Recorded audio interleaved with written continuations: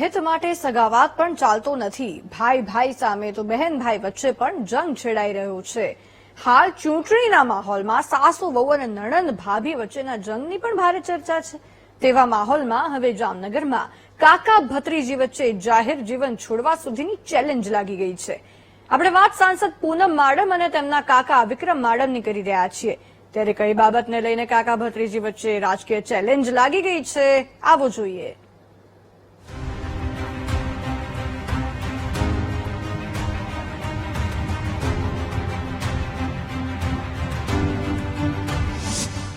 કાકા ભત્રીજીની જાહેર જીવન છોડવાની ચેલેન્જ.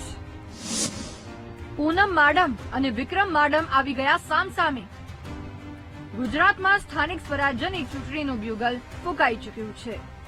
તમામ પક્ષોના ઉમેદવારોનું ચિત્ર પણ સ્પષ્ટ થઈ ગયું છે. ત્યારે તમામ પક્ષો દ્વારા જોરશોરથી ચૂંટણી પ્રચાર શરૂ કરી દેવામાં આવ્યો છે. આ વચ્ચે દેવભૂમિ દ્વારકાના ખંભાળિયામાં ભાજપ દ્વારા વિકાસ સંકલ્પ સભાનું આયોજન કરવામાં આવ્યું હતું.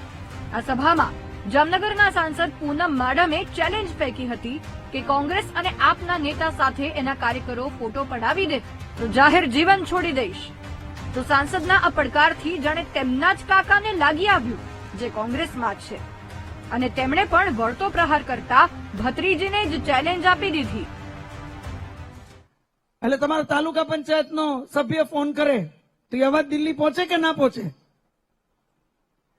જિલ્લા પંચાયત સભ્ય ફોન કરી અવાજ દિલ્હી પહોંચે કે ના પહોંચે? કોંગ્રેસ કે આપવાડાને પૂછજો એના નેતા વાત કરવામાં કેટલા પાપડ બેલવા પડે. એ નેતા રે આમ એક 1 to 1 ઉભા રહીને ફોટો ઈ જો પડાવી દે ને તો મારે જાહેર જીવન મૂકી દેવું. ભૂતકાળની અંદર ઘણા બધા ફોટા છે. આપને જોવા હોય તો મારા સામાન્ય કોંગ્રેસી કાર્યકરોએ પણ રાહુલ ગાંધી સાથે ફોટા પડાવ્યા છે. અને હવે હું સાંસદને વિક્રમ માડમ ચેલેન્જ આપે છે કે નામ તમે નક્કી કરો. તમે જે ચેલેન્જ આપી છે ને 48 કલાકની અંદર, હું તો 24 કલાકની અંદર આપની ચેલેન્જ ઉપાડું છું. આપ 48 કલાકમાં મને જવાબ આપજો. નામ ચોઈસ કરવાનો અધિકાર પણ આપને આપો છો. કોંગ્રેસનો કોઈ પણ કાર્યકર, કારણ કે મારા માટે સામાન્ય કાર્યકર નથી, મારા માટે તમામ કાર્યકર મહત્વના કાર્યકર છે. નામ તમે નક્કી કરો. 48 કલાકમાં મને એનું નામ આપો. એ કાર્યકરનો ફોટો રાહુલ ગાંધીને સાથે રાખીને એમનો ફોટો પડાવીને આપ કયો એ જાહેર મંચ ઉપર હું ડિક્લેર કરીશ. કઈ બાબતની ચેલેન્જ લાગી તે તો તમે સમજી જ ગયા હશો. હવે આ ફોટા પડાવવાની ચેલેન્જ અને જાહેર જીવન છોડી દેવાની વાતોમાં કેટલો દમ છે તે તો નેતાઓ જ સારી રીતે જાણી શકે છે.